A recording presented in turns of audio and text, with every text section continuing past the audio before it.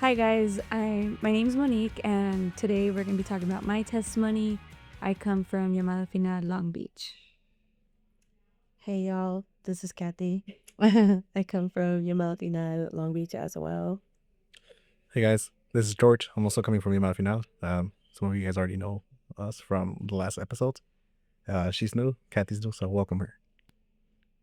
Okay, so we're gonna have one YouTube channel called the Last Call Podcast, but we're gonna have two separate teams, Cast, you could say. cast teams, right? Cast, yeah. So there's gonna be the younger Generation. the younger generation, and then the young adults because we're not old. Okay, so my testimony, it's obviously not finished, but I don't think none of our testimony is finished. yeah, We're all still walking, yeah. So There's a lot to my testimony, but some stuff is still a little sensitive, so I want to go back to it in the future when Sky heals me completely. But right now I'm just gonna talk to you guys about the time where I encountered God, and now I follow him with my whole heart. So, oh my God, I'm start crying. Okay, so I grew up Catholic. I didn't know anything about, I was more in like religion just because like traditions and stuff like that I was more used to. Um, when I was like kindergarten is when it kind of shifted, everything shifted for me because I had two parents living with me, and then when I was like 5 years old, I was in kindergarten. I witnessed my house getting raided, so my dad got taken away from us. He got locked up for, I want to say 13 years, but I don't know if that's the exact answer because wait, from kindergarten to 6th grade is how kindergarten, I think it's like That's like 7 years. Yeah, that's like 7. Okay, so I think it was like 10 years because then I could have been in 7th grade. So I think he got like about like, well, basically, he got locked up my whole life. Do you know why he got locked up? Yeah, so my dad was born in Mexico, Juarez, and he was living over here since he was a baby. And when he was 18, he shot someone. So they took away his papers, and then he was like involved in gangs. So he was just always in and out of jail. Because I remember my whole life, or sorry, I remember when he was involved and when he was here, he was always in and out of jail. So I'm the second oldest of four between my mom and my dad. And so when he kept going in and out of jail, my mom got pregnant with my sister after me. And then he went back in jail. He came back out, and then my mom was pregnant with my sister Michaela, and then that was the final time. That's when I was in kindergarten. He got locked up for like that long period. And then it was like 6th grade. I want to say 6th grade going to 7th grade year. It was like that summer he got released. And I remember we went to go see him. But once they released him from jail, they deported him. So he's been living in Mexicali ever since. And for me, it was hard because I was always like super close to my dad. Like I was always like daddy's girl. I was always spoiled and everything like that. So for me, it was just, that's where it hurt more. How old are you?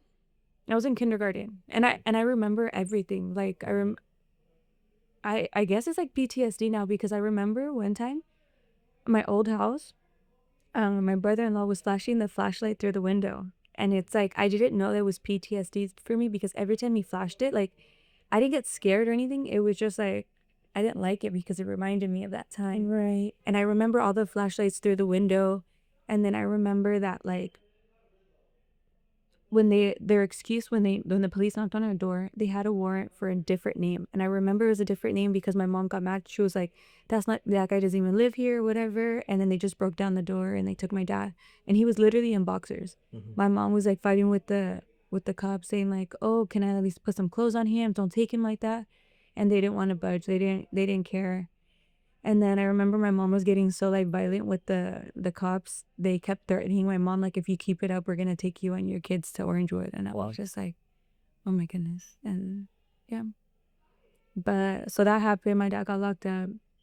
And then it was pretty hard for me. And it was hard for me to see like my cousins with two parents. I feel like I was always envious about that. You said he got deported. Were you how old when he got deported? So when he got released from jail, I want to say I was 6th grade going to 7th grade year. It was like that summer. Yeah. I kind of know that feeling because my dad got deported when I was in 6th grade also. Really? In 2011. So I kind of know the feeling of like having your dad and then not having him anymore and not being able to see him. Well, in my experience, I'm not able to see him. Yeah, and the thing for me is that like it's like you're grieving them as if they're dead, but they're not. Exactly. And it's like harder that way because like at one period of time I didn't understand it because I was so young, and my mom would always say, oh, your dad's working. And I mean, like, yeah, you should like not probably tell them the truth because you're young, but to me it was more hurtful because it's like I didn't know any truth. I didn't know anything until he got released. And I remember it was 6th grade going to 7th grade year because I still wore glasses. I didn't wear contacts because I can't see. I'm blind, and I would wear glasses. So that's why I remember that. Like I was 6th or 7th grade. But yeah, so that happened, and then just growing up was hard. And then I got my stepdad. My mom met my stepdad when my mom. I'm looking actually you. My mom and my stepdad when I was like 10, 11, I want to say. Like 11. I was kind of young too, but I feel so bad because like we were so mean to him. Like just because we were angry kids. But I was more mean to him because like my brother didn't like him, and my brother was older than me, so it's kind of what he said, like, you know. He was kind of like the man in the house at that time. And yeah, so I had my mom and my stepdad like my mom and my stepdad. And then when I was in freshman year, my mom got pregnant to my baby sister, so my mom ended up having 2 more kids with my stepdad. And I think that's where it changed completely, because it's like at first I was so mean. I was like, I didn't want the baby or whatever. And then she came and like my life changed. Like I feel like my sister Melina was like my first daughter.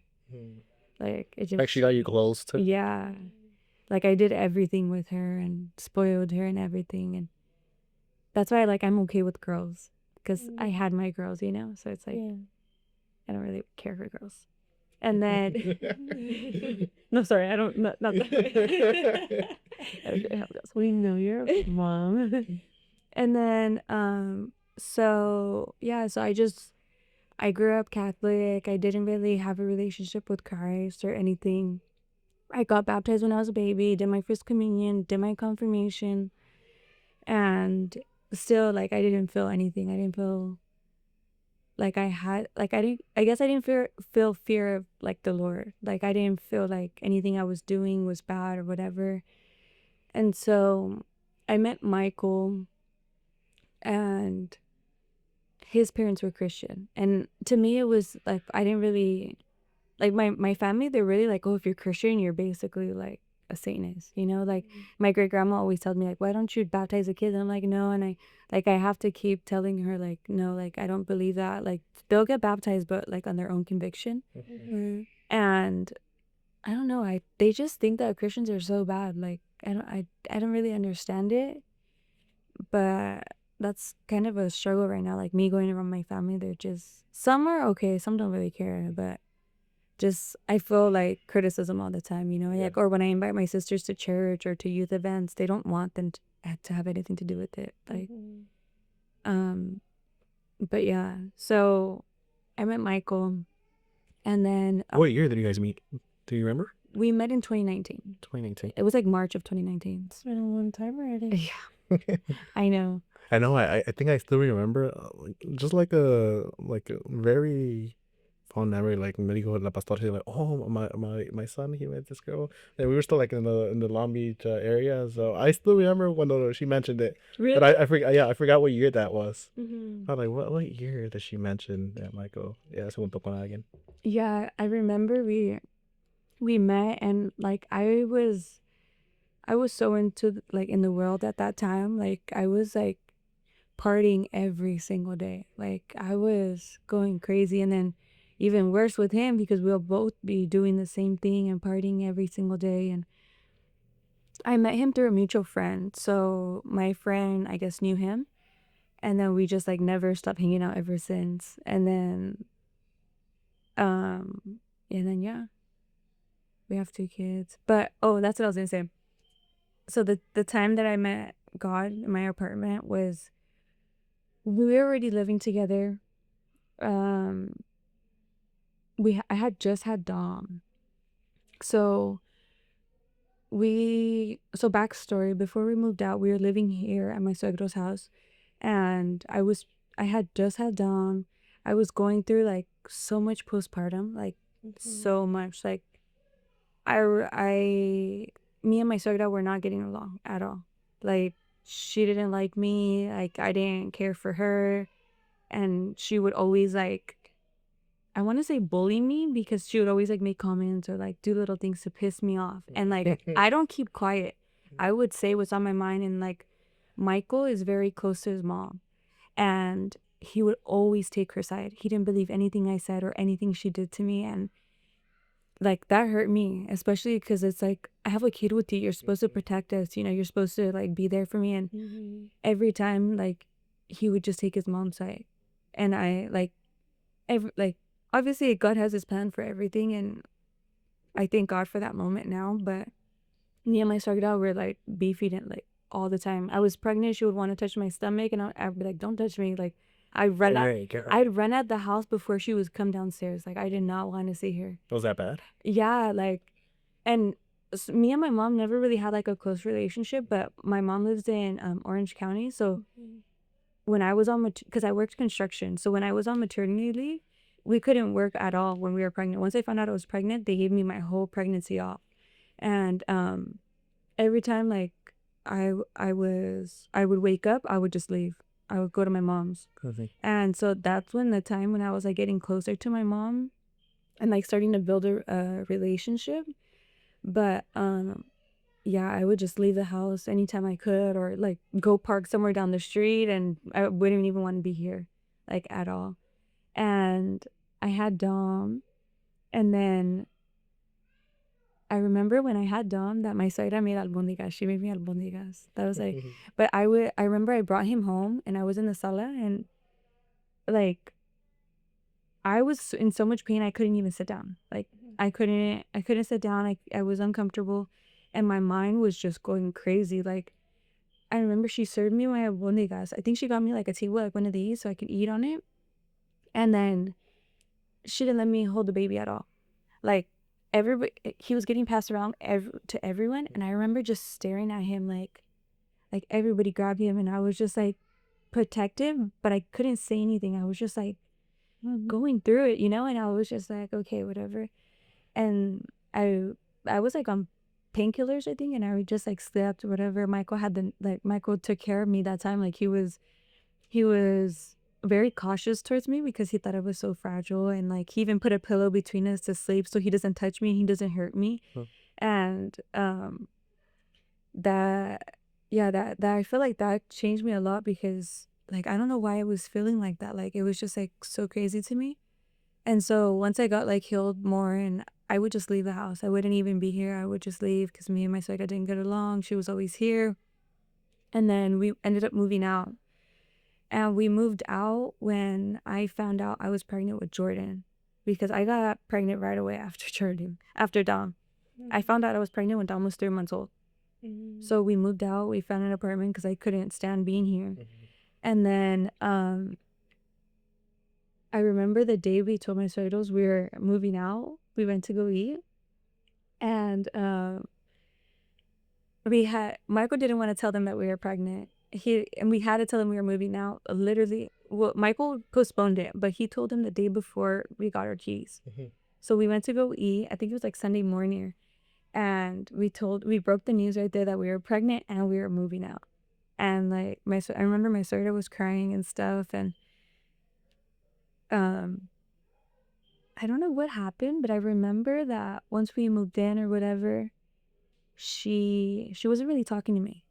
Like, I remember there was like a shift, but I didn't really care because I was in my own house, you know. So like, I remember she wasn't really talking to me, and then Wait, was that house like the kitchen was like the sala was there and then oh, that's the Riverside house. That was after their apartment. oh that was after okay Yeah. because I know I went to that one but I'm like what Okay. was that yours like Yeah, I remember that one. I forgot that you went there, but yeah. So we moved out to the apartment, and then I was still going through it, postpartum, all these hormones and stuff, and then now we were by ourselves, so it didn't really like my suegra and like all that like drama didn't really bother me.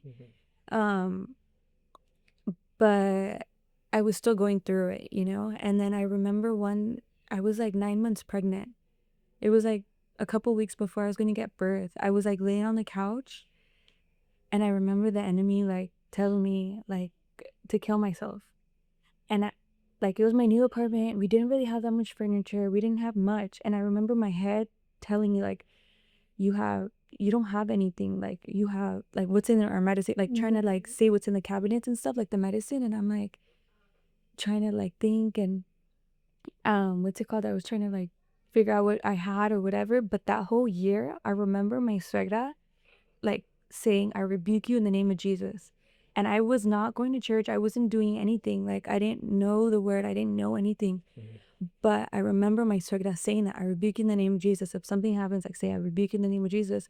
So I remember laying there. I was pregnant. Dom was sleeping, and I had him on a schedule. So every nap time was the same time. The time he slept was 3 hours. He would always have 3 hour nap during like 11 to whatever time. And he was sleeping, and I remember the enemy tempting me and telling me like, "Oh, kill yourself, kill yourself." And I was like seeing what I had in my house, and I had nothing. I was like, I have baby like Tylenol, like infant Tylenol. I was like, I don't have anything. And then I just remember like something, I know it's God telling me, say, "I rebuke you in the name of Jesus." And I said it, and literally all the voices in my head silenced, like done. And I was just like, it was like a shock to me. And I was just like, okay, whatever. And then my spec had told me she was going to buy me a Bible. And I remember she never bought it. But that night I ordered my Bible, and I think we were, like, I don't think we had that much money, and I couldn't buy it because I remember Michael getting mad at me for buying it. He's like, "We can't buy it right now," or whatever. And I bought it right then and there. It came the next day on Prime, and I just like started reading it. And like ever since that time in my apartment, like my life changed, because that's when I just like we kept reading, and you know how like Tom and Jerry, like when they're eating, Yeah. and like all the food's going into their mouth and they're eating all dramatically. That's literally how I felt reading the Bible. I couldn't get my eyes off of it, and like every time I had two babies, and like I couldn't, like everything would be a mess, and I didn't care because I was reading my Bible, like because like your soul is hungry for something you know? yeah. And that's what when I told you guys like from my testimony like when I started reading the Bible like I just started and started like you can't stop because you want to get that fulfillment Yeah, and I didn't understand it. And I remember, oh, when I told myself, when the enemy tempted me that night, I remember calling my mom, because remember how I told you that I was like close to my mom at that point because I kept going to her house. So I remember I called my mom and I told her what happened, and I didn't call my suegra because I felt shame, like I felt embarrassed to tell her, you know, that what just happened to me. And I called my mom and I told her like I felt like I wanted to kill myself right now and stuff like that. And all she told me was and I was just like I needed that because it was confirmation that like I couldn't really tell her my problems, I guess, or like my spiritual problems at least. Yeah. And when I told my suegra after, it was probably like months after, maybe like a month after, because I didn't really understood what happened. And I told my sister, she's like, why didn't you call me? I could have prayed for you. I could have this and this and this. And I was just like, and that was another confirmation. It's just like, okay, like, I understand, like, my mom doesn't understand things spiritually, you know, like, like, that's how I grew up. I grew up Catholic. We don't have a relationship with God. Like, you don't really get conviction. You don't change or do anything for the better. You just go with the flow. Yeah, you just go with the flow. And like, when I told my suegra, like, she just started praying for me, and I told her I got my Bible, and she was literally there every single second, every minute, like at 3 o'clock in the morning, she'll drive to my house and like pray for me and Michael, because ever since I started reading the Bible, I got so much warfare, like so much. Like at the Riverside house, because we're at the apartment for like a year, and then we went to the Riverside house for another year, and at that house I was going through so much. Like I would keep reading my Bible, and me and Michael would bump heads like crazy. Like we would go through it so bad. And I remember calling my suegra, and I was just like, come get your son, like I can, like. I do kind of remember those times because sometimes we would be at church, and then she would get a phone call. He said, "Me, this and that," and then like she would like talk, but then she would leave outside. And, but then I'm like, oh, they're going through something. You know? Yeah, Sounds like her. yeah. No, I remember, because she'd be like, I'm at church. I was like, I need you, like, and then she'll just start praying for me. Well, this, you shouldn't be doing this and this and this, and just like do this. And it was just like more so God changing me and me first, and like Molding you. yeah. And at first I was like, no, change him, like he needs to work, you know. But like now that I see it, it's like, thank you for changing me first. Like I had to, and like I keep having to change, and I keep having to fix myself. And like now that I see it, it's like, without my suegra, like where would I be, you know? Like Yeah. oh, but yeah, like the enemy wanted to like like paint with our friendship, I guess, because I feel like me and my suegra have like a good friendship, that like I literally tell her everything, like even things to minister me from, like from the past, that I don't ever tell anybody. Like I think even some things like my mom doesn't even know. And not because, like, I don't know, like I feel like if I tell her, it's just like, oh, okay, You feel like they won't understand you to the level that you want them to understand. yeah. And it's not really more so like I want people to know, or like trying to victimize myself or whatever. It's just like there's a lot of stuff that I still need to get ministered through, you know. And I need God to deliver me from things that like are generational, or like character traits that I am just like my mom, or like stuff like that, that it's just I don't want to be. But Yeah. Yeah, like when I started, I think I was almost like I think you like my system was almost similar to yours. Like I wouldn't want to tell them like everything I told you guys on the podcast. Like I didn't want to tell them everything yeah, because my relationship with my parents wasn't that well either. yeah. So I feel like if I told them something, I would feel criticized, or I would feel like they would me iban a regañar. You know, like why are you doing this? Like why? Like we taught you better. Like Yeah, and sometimes all you want is just to be heard, to understood. be understood. You know.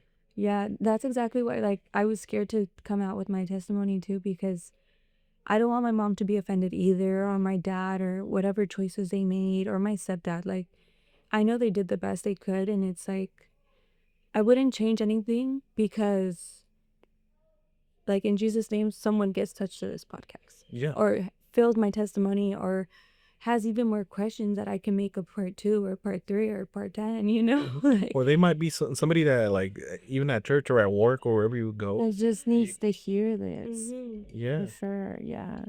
yeah, because I feel like this is just like the gist of it. And there's like, that stuff I'm already comfortable with telling. And like, I remember, like, I am gonna say this, when I did go to my suegro's church, I think for his birthday or Father's Day or something, and I remember feeling the Holy Spirit, and I didn't know what it was, but leaving there, it didn't change me or anything. I mean, it did change me because I wanted to feel it again, but like it didn't do such a big impact as that day in the apartment, because I also went to another Christian church here in Corona, and I remember like crying, but I didn't understand it. And I was more so in the world. I was just there every Sunday and like leave and then go to brunch and have mimosas. Like I didn't like, it was kind of like living like a Catholic, I would say, you know. Pretty much. And so it didn't change me until that day. It's just like I really understood it. And I remember when my suegra would like pray for me every day and like come over, like even she had to go to work at like 5 in the morning, and some days she'll go like at 3 in the morning and then leave from my house to go to work. And I was just like all the sacrifices she did, like I know God has blessed her and like had her his hand over her the whole time, because there was this one incident where actually I don't think I should say it. I was like maybe, or I had it was like the last final straw. We could probably cut it maybe later if you think so. But we were at the Riverside house, and it was me and Michael were fighting, and I ended up putting my hands on him, and I hit him, and it like I didn't mean to, but I know I did it because of my anger. And like I see my mom do it, I see my parents do it, and it's like ever since then, like I didn't want to do it to him and I didn't want to hurt him. And I remember my soda saying like, you're not supposed to do this and that and whatever. And she called an hermana, I don't remember her name, but she was from Washington? I don't even know. We know a lot. It might be from Yeah, Washington. but she would, yeah, now that I think of it, I think it was Pastora, but I don't remember. But anyway, she called an hermana and she prayed for me, and it was like I was truly sorry, and I felt like God in my home. And then after that, I feel like that really changed me, because it was like you have to control your anger. Like I don't care who gets you mad or whatever, but like it was like God told me you have to control it. Like you can't, like you don't want to be like these people, then like control it, you know. And I think that was another shift change for me, because it was like I don't want to be like that, and I don't want to have to keep saying sorry, because it's kind of embarrassing saying sorry, you know. It's like Yeah, and that's a good support that you had at that time, because I have a friend. I don't know if I told you guys, but he's going through a divorce. He's gonna get officially divorced this month, actually, July. So the thing is, he also got into an argument with his wife, and unfortunately, both of them actually put hands on each other. It wasn't nothing like a seguido, but just like one punch at each other. Yeah. And then they had no support system. They're not they don't have a relationship with God. Right. No one in ninguna iglesia that read the Bible, and unfortunately that broke their relationship. So every time they would be together, they would go on dates. She was all like, "Oh, I don't trust you because of this. If you hit me, I feel scared of you." So they had no support system like you guys did. Yeah. And there's a lot of people that don't have that support.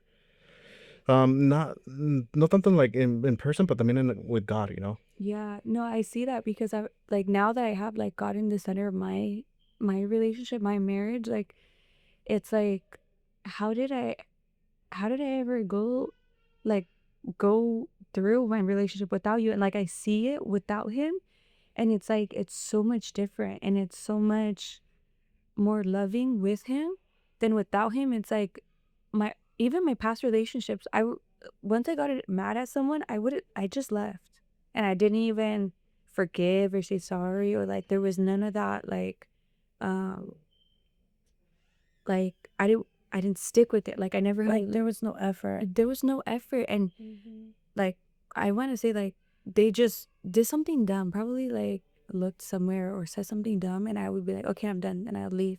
But I know now that it was just me trying to like want them try to tell me like to stay, and if they didn't, I would never talk to them again.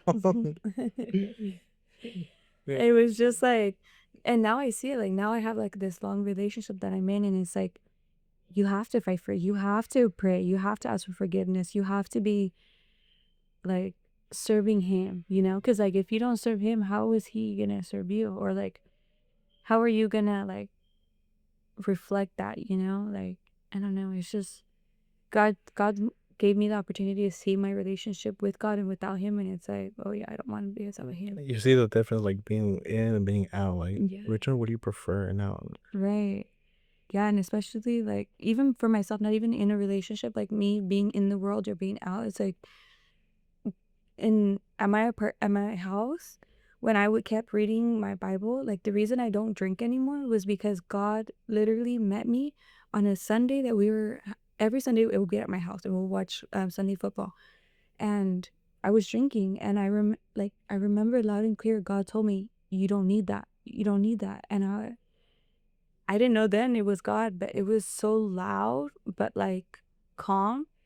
I was just like, that's weird. And I literally grabbed it to drink it, and it's like he grabbed the cup and put it down.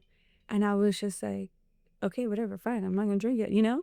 And then this was like a couple weeks before my baptism. And I was like, okay, whatever, I'm not gonna drink it. And like my desire to drink was gone. And I remember we went somewhere like the following week to drink or something.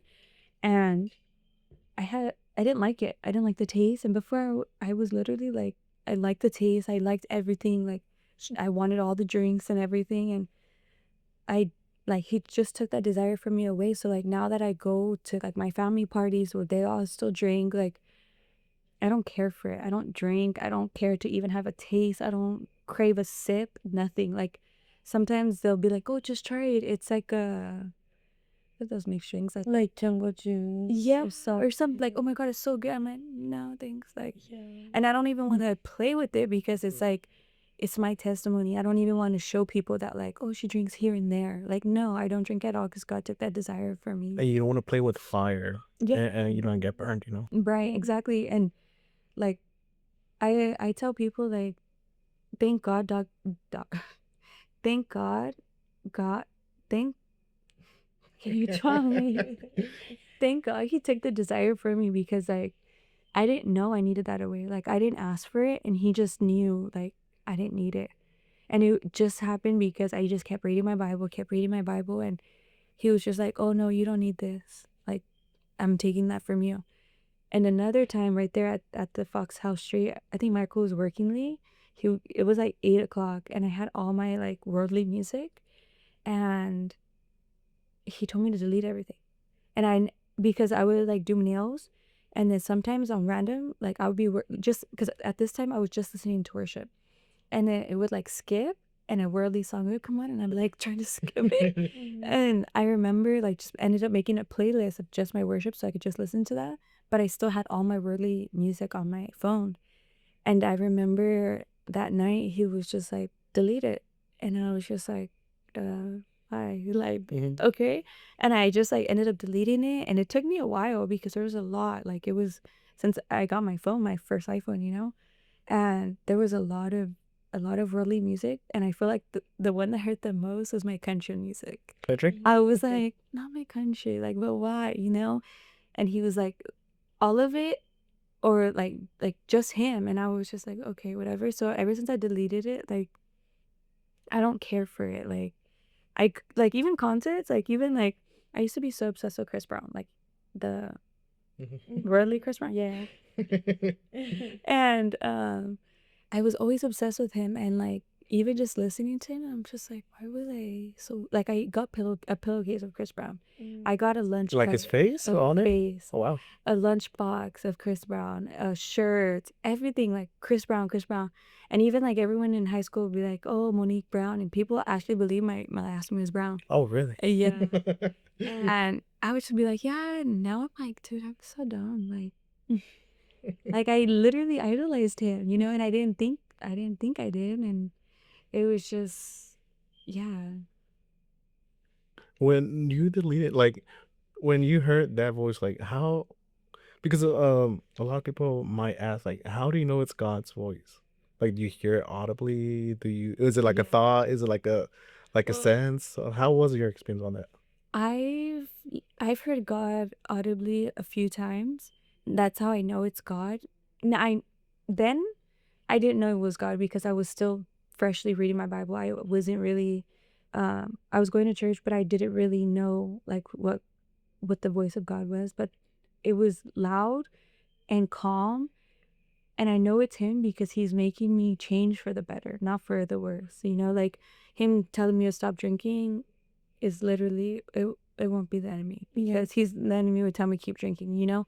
Him telling me to stop my worldly music, like I know that's God, because ever since I obeyed him in that moment, like my life has been more easier, you know, like I know he has control of my life and I give him control of my life in every aspect. So it's like I don't know, I just like I know it's him. Yeah, and you know, like you said, you know, it's him when your life kind of gets better. Yes. For example, like when you delete all your music, that happened to me also. Mhm. Like I would have, for me, it was a lot of like sad songs, Yeah. and I was like, I would listen to all of those, but it's the state of how it put me. Right. You know, like it got me into like a depression. It got me into thinking of this, that, doing this and that, and it once God told me you gotta get rid of that, I was like, all right, I'm gonna get rid of it, and then my how would you say my emotions weren't sad anymore. Yeah. But it's because of what I was listening to. Dude, yeah, when I had like my first boyfriend that I introduced to my family and stuff, and I remember when we broke up, I purposely listened to sad songs to feel sad because I was heartbroken. So it was like, hello, you do that to yourself, you know? And it's like it's just so crazy because yeah, like when he took it away, it's like there was better stuff coming for me, and I felt myself change, that like that I hated how I was. Like I was always so like as a child, I was so angry at the world. I was so mean. I was so like hurtful, spiteful. I was like I was angry, and now I'm like happy and like I'm full. I can love people like without being so cold. Like sometimes I do get awkward and I'm shy, but it's like sometimes I do have like, oh, like they don't want to talk to me, like okay, like you know, and I do get like that because like I as a kid, like sometimes they'll be like, oh, we're not gonna be her friend, blah blah blah, and so I don't really have friends like that, but like I have my sisters and like I have you guys, but like I don't really have like friends, you know, right? So like sometimes like a lot of times like growing up, I did feel excluded like a lot, but like now I feel like I don't care. Like I can have no one, and I would always have God. Yeah. For sure. Well, I just think that the three of us can really say, we're doing a good thing here, trying to break the cycle. I was telling Monique before we started this podcast that sometimes it's hard to break out of cycles that your parents come bringing along with them for so long, and it takes like sometimes the oldest child, sometimes the middle child. I'm not sure if you're the oldest or the Well, I'm not the oldest, but I'm practically the oldest because my brother moved out when he was like 15. right. So ever since then, it's like I was treated like the oldest and stuff like that. So yeah, like I feel the same. Like the oldest child always goes through the most. Like And I see, like for me, for example, like on my dad's side, I'm the middle child. I am the sorry, I'm counting. Like she said, from my dad's side, I'm the fifth child, and from my mom's side, I'm the oldest. And I feel like growing up with my mom is definitely the same. The oldest child definitely does take a lot of the baggage, because not only is your parent learning how to be a parent, but they're also learning how to be kind to you and be nurturing to you, because they probably didn't get that growing up. And especially like they were used to having their life just them two or alone, and now they got to take care of somebody. So it's much. well, yeah, like my mom before meeting my stepdad, she was a single mom for so many years, and she was raising 4 kids by herself. Like that, I stress out with 2. Like Yeah. imagine 4 kids. I remember one time we had lost our house, and we were literally living from like each Diaz house. We would like store our clothes there, and then we would like sleep there, some will sleep here, or we'd keep going from hotel to hotel to hotel, and it was just like that hotel to hotel is also like expensive, it's not cheap, and it's like damn, like And then as a kid, I think you feel like not ashamed. I don't know if it could be ashamed, but a little, because that kind of happened to us. We lived in an apartment, and they kicked us out. So we were going to our tia's house to shower, and then we go back to that apartment, and they cut our light off, our gas, our water, so we had nothing. Everything was pitch black. So we would go to like live somewhere else, and we felt like como si nos tuvieran like dando las miradas, like yeah, like you felt like a burden. yeah. Same. Well, honestly, as a kid going hotel to hotel, that was pretty fun for us. Like it was fun for us, but like I know on my mom's side, like she was going through it, you know. Like she was the only one working. She was trying to do the best she can, and 4 kids that are all like angry little kids because we didn't have our dad. Like we were just being mean, you know. And like I do see that she did a lot, you know, and it's just it's sad because sometimes I wish that like my mom got saved before me. Yeah. It's never too late. You know, maybe it was God's purpose for you to be saved first, so she could come to God. It's never too late. I know. And So pray for it. Like that's one of my. I can say that personally. It's not that I came to God. I grew up in Christianity. My mom did too, to a certain extent. But when she became a young adult, she, went back to the world. She was doing her own thing, and I was kind of going to church on my own with my aunt for a very long time, actually. And so I can relate to that. Yeah. And it's never too late. I'm getting to you that. Jesus. And No, I know God will do it. I just don't know. Yeah. We just gotta wait. Keep on waiting, keep on praying. Keep on praying. That's a key word. Keep on praying. Yeah. As long as you're in, you should just keep on praying to have your family come in also. Yeah, and you'd be surprised. Like, sometimes we feel like God is taking forever to do things for us or to work in our favor, and he comes right in time. Right. Yeah, for sure. I know. I can't wait till the day I see like all my sisters at church worshiping with me, and like my mom, my dad, both my dads. You know, like, cause my dad that lives in Mexicali, he's still not saved either. Yeah. It's all part of a bigger purpose. We'll keep praying. Like, for example, like my dad, and that he got deported. From time to time we talk, but it's still like we're praying because some of my side of my mom's side of the family is saved, but then like the other half, my dad's side isn't.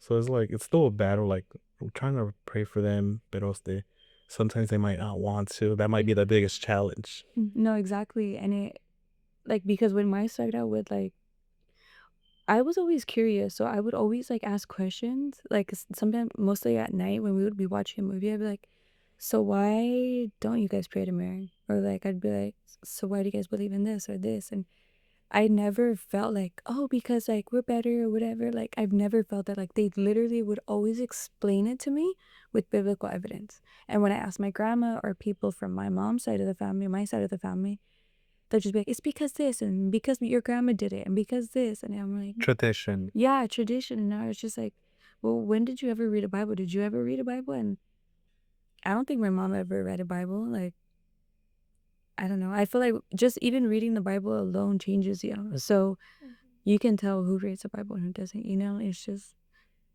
like, even, I don't know, like I could tell. And it's just like when my great grandma tells me like, oh, why haven't you baptized the kids? It's like, no, like I want them, like it's not that I don't like how I was raised and stuff, but it's just I know the truth and I know how I want to raise my kids. It's like I want my kids to have a burn testimony for sure.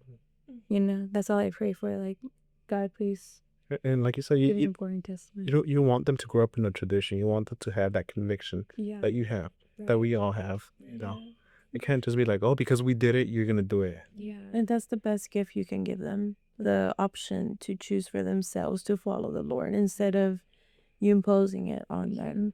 Yeah, exactly. Because I felt like mine was imposed. Like, you have to go here every Sunday. Like, you have to do your first communion or else you can't get married. And I'm like, bruh. I think like Pastor would say, like, your job is to teach them. Yeah. You know, enseñarles el camino. Now, once they grow up, if they want to keep on going through that camino, then it'll be up to them. But your job was to teach them and guide them. Yeah, it'll be on them. Yeah, and I feel like even my journey now, I wouldn't say it's bad, but I can always do better, you know, and it's like inconsistent. And I feel like ever since I started being consistent with going to church, like I see the fruit in my kids.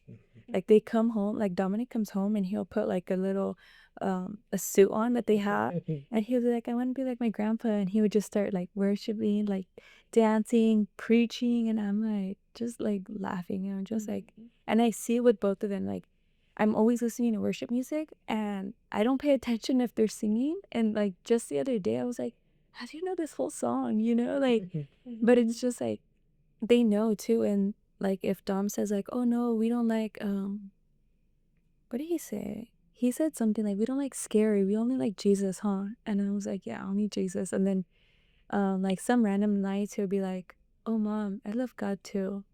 And I'm like, oh, me too.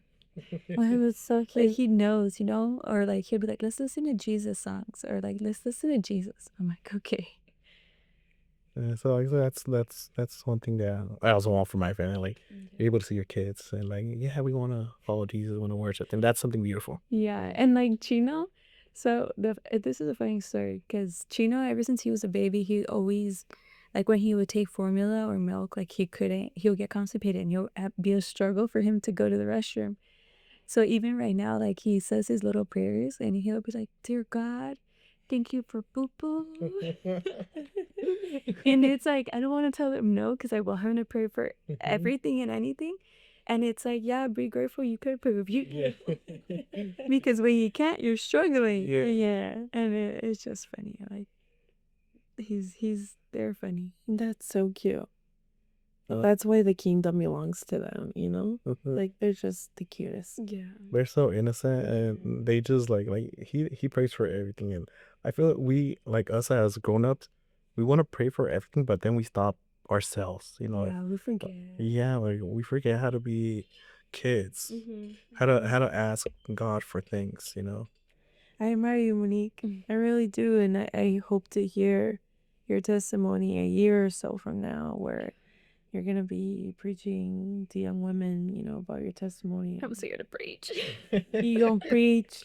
Pretty much this, if you see this is preaching because it's going out to everybody. And she's going to be able to look back on this and be like, wow, like, Yeah, I was such a spiritual baby. And now. I know. I remember Pastora when we would have, I think the first youth event, you were part of it. You were the one that brought it up. And then Pastora told me, oh, Monique, then she wants to get more involved. And then I saw that as like opportunity for a lot of things to happen, you know? Yeah. Because like I said, like I told you last time, I feel like I was being stretched out too much. That you're a great help with the youth. You're like a great role model for them to follow. Seeing, especially now hearing your testimony, I think it'll be much better for them. Yeah, my thing is it's just, I get shy, and like I told you, like I've always been like excluded or the friend out. So it's like when I feel that way, I'm just like, oh, okay, they don't want to be my friend, you know? And it's like my only friend's Michael. Like that's why like I want him to go with me and like stuff, but I also don't want to force him. And it's like I feel more comfortable when he's there because like he knows everything about me. So it's like he's my best friend. So it's like and I get scared because then like not scared, but I get like nervous. And then when my swag's like at church, she's busy doing other things. So she doesn't have time for me to talk, you know? She doesn't have time to sit next to me to eat. And I just like, oh, okay, I just have my kids, I'm gonna go. You know? Like, Yeah. they can be like, Yeah, or but at least you go. yeah, it'll be. I know he'll come in. Al tiempo de Dios. Like you know, like you told you, one has to start. Right. And then the rest would follow. Yeah. Your kid's already following you, and then he'll come to it. Yeah. You're doing a good thing, Monique. Thank you. Keep it up. I know. It's just I think what's hard for me is that like I feel like for everything I get like so much spiritual warfare. Like even and right now my thing is like distinguishing, like I'm honestly getting better at it to distinguish when they're just attacks, and I'm just like really right before a youth event or really right before church. Like it's like, okay, you're getting annoying, you know, just leave me alone. Like what the heck. But yeah, I can't wait till I just could go comfortable to church without having any warfare, you know, because sometimes it's easy just to give in, you know. Yeah, I still, this keeps in my mind that every single time pastor tells us, like, in war, there's going to be like battles. You might win some battles, you might lose some battles, but the war itself has not ended until, and then at the end, vas a vencer, you know? You also have to remember that good things take time. Mm-hmm. Yeah. You know, if God handed everything to us very easily, I don't think we would appreciate them. And there's no change. And there's no change. Yeah. If you get everything handed to you, you're not gonna want to change for better. You're not gonna want to fix things. You're gonna take it for granted. Yeah, like me starting to like help the youth and be the youth leader. It's like it gives me more of a reason. Like, no, I have to be there. You know, like I have to go, and it gives me more accountability. Yeah. You know, like, and thank God for that, because I feel like when you guys told me it, like I never asked or anything. You were just like, "Do you want to?" And I was like, I didn't want to say no. So it's like, or if I said no, like, okay, bye. Like, what am I gonna do? You know, like never be involved. Yeah. But yeah, sorry. And I know my suegra had something to do with it, because when you guys came to ask me, she looked away, like she didn't know what you guys were talking about. Actually, did she know? Did she? Yeah, she kind of knew, because I told her. Oh. I think I told her. I kind of forgot. I don't me acuerdo bien. But I saw her and I was like, okay. yeah, I don't remember. It's nice like her. Yeah, because it's the same thing happened when Paz told me to make pitch in for the potluck. She's like, what do you want to make for the potluck? And I was just like, I would just make potato salad, you know? And my suegra was just like turned around. I'm pretty sure she told her, go ask Monique, you know? But yeah. Yeah, she's funny. She does that a lot. Like llega, I'd be like, dile esto, this is this, go. And then she's just like looking at from the corner, like, yeah, she did it. You know? She did, like, she told Hermano Steve to tell Michael, tell him if he's going to the men's retreat. That's funny, but that's good. She knows how to utilize like things she might not be able to do. Yeah. You know, like she might be afraid, or not afraid, but like she wants other people to hear it from somebody else. Yeah. And I think that's what we all need. Yeah. We don't always want to hear like from one person. Queremos escuchar de otras personas, and I think that's what she wants. It's good. I like it. Like how she does it. Yeah. Me too. Yeah. But yeah, it was a great time when cuando me acuerdo when she was like, I really forgot that time when we asked you. Was it a phone call or was it like I was in person. It was in I think person? I was at church by myself. I don't think I had the kids. Maybe maybe I did. But I remember you guys came up to me. No, it was a phone call. It was a phone call, It was right? a phone call because we were on our way to Vegas. And we were on the road, and I remember someone texted me. I think you texted me, "Hey, can I call you or something? We have a question for something." And then Oh, no, okay. So I think it's when we were doing starting the youth committee. yes. God, yeah. It was a phone call, yeah. And then you guys called me, and I was just like, I was with my suegra was driving, Michael's in the front, and I was like, suegra, why do they want to talk to me? Like, what's going on? He said, I don't know.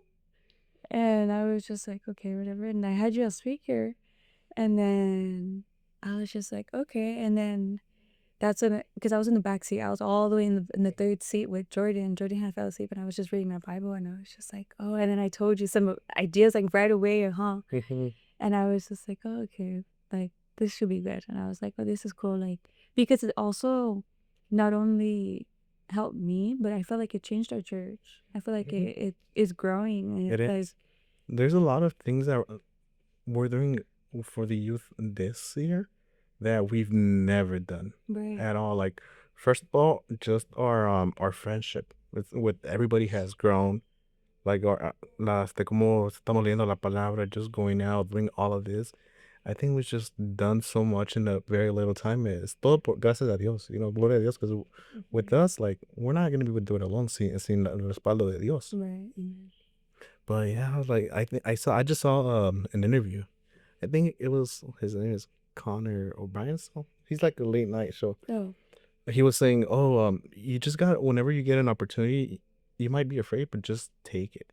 Because when he started his show, he was all like, I was young. I was going to tell him, I'll take the next slot. But you don't know when that's going to open. Right. You know, I think it might apply almost the same here. Like, with this. Yeah, cuando Dios te habla una cosa, like, you might be afraid, like, like, I don't know if I'm going to be able to do it. I don't know if I'll be great at it, you know? It's not that you're going to be great, sino es que Dios va a hacer que lo va a hacer a través de ti.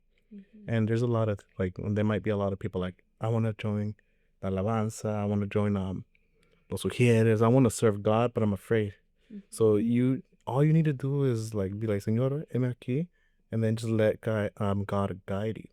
And then he'll do the rest. And, like, right now, you're like, todo lo que se ha logrado, you know, like, gloria a Dios. Yeah, you guys are doing a really good thing. Yeah. I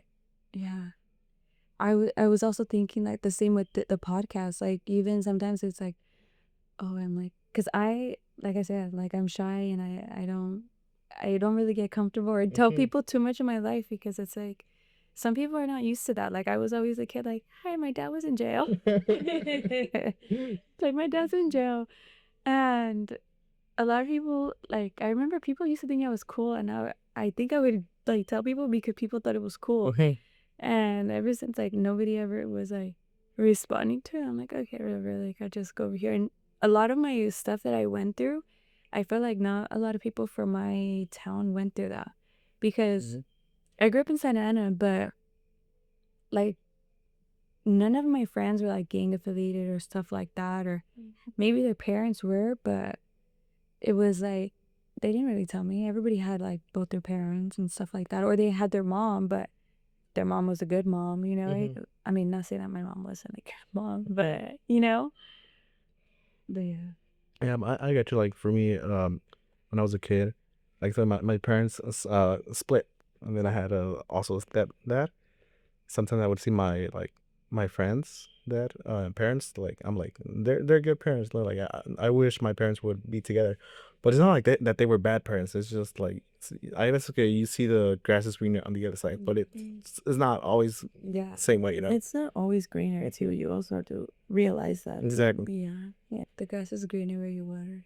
Yeah, but it's never greener on the other side, or it's not always greener. Yeah. Yeah, well, that's what I mean. Like, I thought the grass was green on the other side, but now that I see, like, gracias a Dios que what we went through and what you're going through is, like, it's brought us all to this moment. Yeah. You know, to the moment that we met God, the moment that we had an encounter with God. Yeah, there's sometimes people, well, at least what I've seen in my experience is people with two parents, they don't, and don't come for me, like, when I say this, but I feel like people with two parents sometimes they're not appreciative of what they have. Right. And their struggle is less than when you have a single parent. Yeah. I feel like.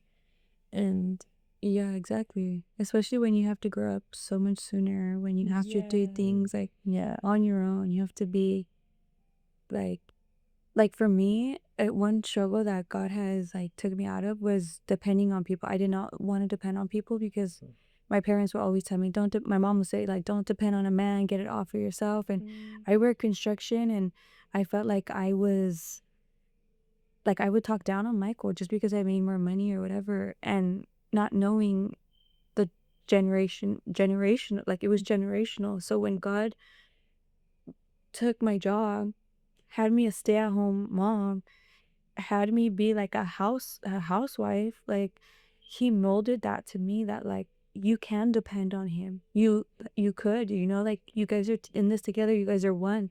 And I feel like it shifted a lot, because my mindset was so much different. It was always like I had to get all this money, I had to be like the boss girl, whatever, like. And now I don't care for that. Like, thank you for taking care of us, Michael. Like, he has everything. He's our head, you know. Like, I don't regret being able to rely on him, you know. yeah, So I feel like it's always a good thing. Like, sometimes, yeah, you should be independent and stuff, but it doesn't hurt to rely on him, because for me, I rely on everything on God. So if I have to trust God, like, I can trust him, you know. for sure. Yeah. Well, thank you so much for watching. I hope you guys enjoyed Monique's testimony. Next week we will be you guys will be seeing my testimony, so stay tuned for that. And I hope you guys like this video, subscribe, share it, I hope it's a blessing for your life. And if you're watching this and you feel like accepting Christ in your heart, please comment down below and we will be more than glad to pray for you. God bless you.